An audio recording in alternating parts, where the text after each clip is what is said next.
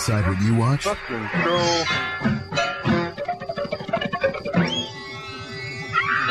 Control what your kids see.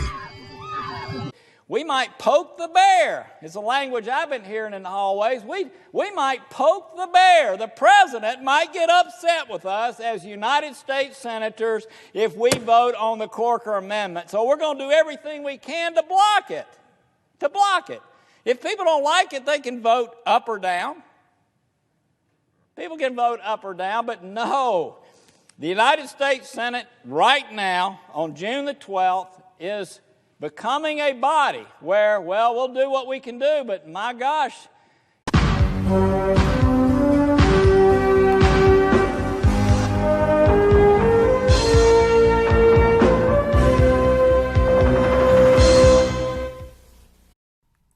I'm Senator Ed Markey from Massachusetts, and I'm so sorry I can't join with you today for the 2018 Institute for Critical Infrastructure Technology Winter Conference.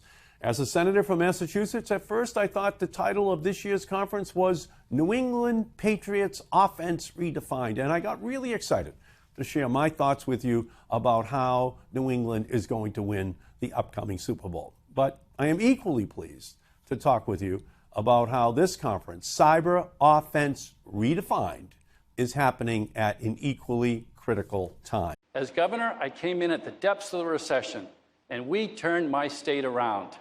Rhode Island had the biggest drop of the unemployment rate over my 4 budgets of all but one state. Happens to be Nevada, where we're having this debate. State implemented strict prescriber rules around pain management and a prescription monitoring system. So for the first time, we're beginning to see a reduction in prescribed opioids. President Trump just hit it out of the park.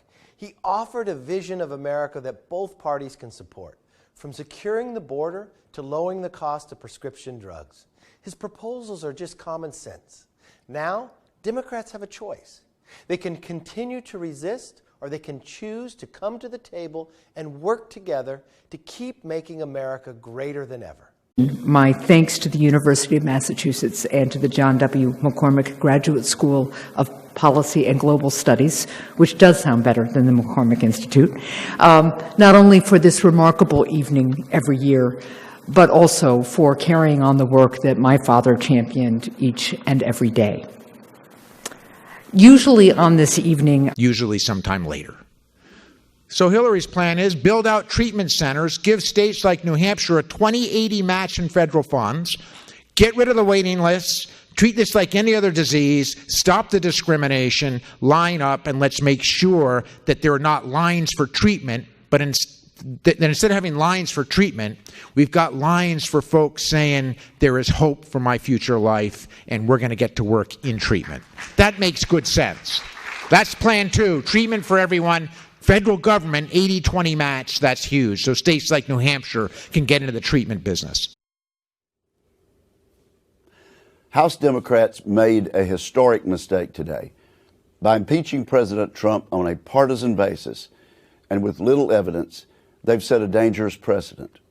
The truth is, congressional Democrats have sought this result since the day Donald Trump was elected. It's been an exciting first year for our administration. Today, December 15th, marks the first anniversary of Lieutenant Governor Brent Sanford and I taking the oath of office.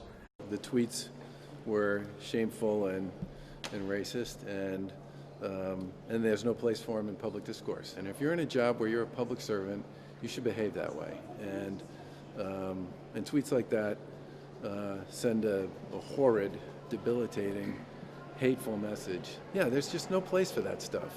And the right to vote, that I put forth this objection today.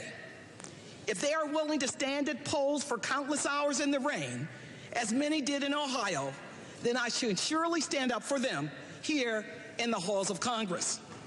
This objection does not have at its root. Yesterday I put in a travel ban on tractor-trailer trucks. That's still in effect. So tractor-trailer trucks, stay off the roads. The state police are going to enforce that. They're going to pull you off the roads. In Massachusetts, they didn't put that ban in, and they've had a number of jackknifes. And we did, and it's working. The last round? Let's borrow $2.3 trillion over 10 years before the Federal Reserve Board, by the way, has a chance to raise interest rates 3 times this year as they predicted. for the purposes of providing a tax cut. Oh, no, by the way, how about that old song, "Don't worry because tax cuts pay for themselves"? This is what we've heard here, and this is what has put us in this predicament that we're in. $20 trillion worth of debt.